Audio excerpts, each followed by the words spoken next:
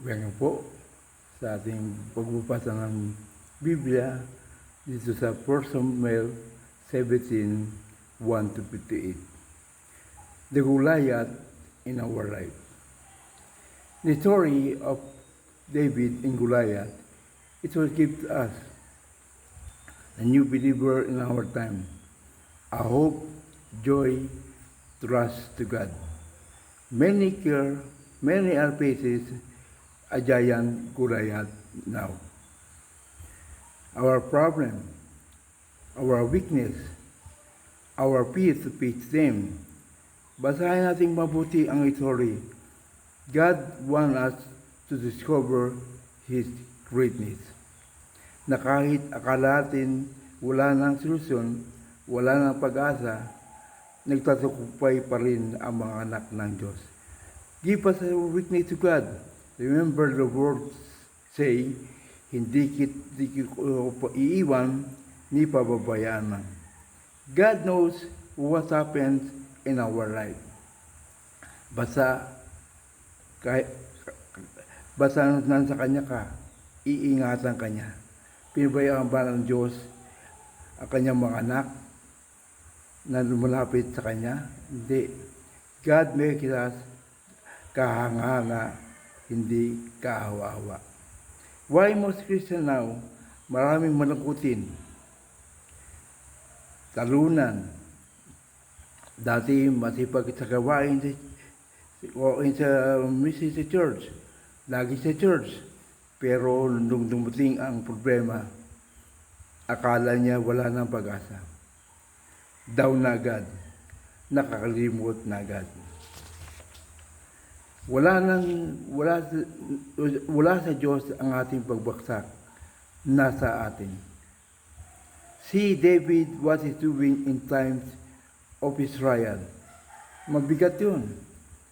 Malaki si Goliath, maliit siya. Pero hindi siya nasiraan ng loob. Marami Kristiyano, madaling masiraan ng loob. 1 Samuel 17 verse 32. Basahin po natin. Ilan dito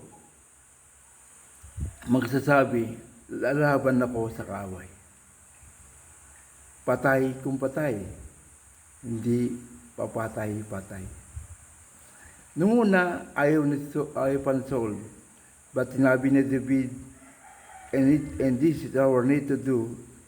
David get a 5 stone to beat Goliath. Verse 40. What it is? Bakit pa to? Jesus is a solid rock.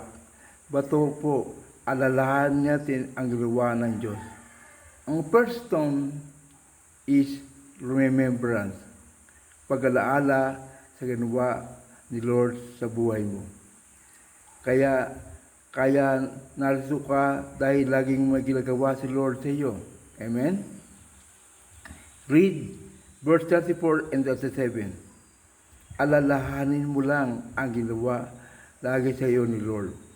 Kaya, bakit ka ayaw? Bakit ka matatakot sa mga problema? Ang second stone is a power of prayer. Luhod muna bago sugod. Amen?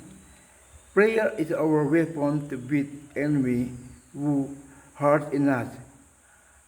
Our prayer to beat the enemy, ask to God to beat them. May magagawa ang Diyos. The third stone is passion to go. Get this right to beat because we know that is God in us. Magkakaroon tayo ng passion. David ran to face Goliath, verse 48. Kailangan may passion tayo to do it. Harapin natin ng may trust. Harapin na kahit anong problema, harapin natin may tiwala at pag-asa na magtagumpay tayo. Walang imposible sa Diyos. Luke 1:37. Walang mahirap sa Diyos.